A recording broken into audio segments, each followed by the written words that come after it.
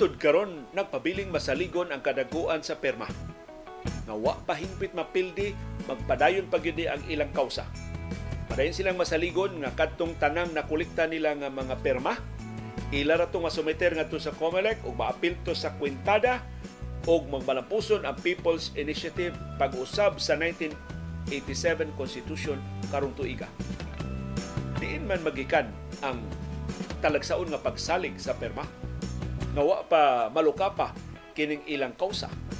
Kinsa may nihatag nila og garantiya nga dili mausik kadtong minilyon nga natigom nila nga mga perma.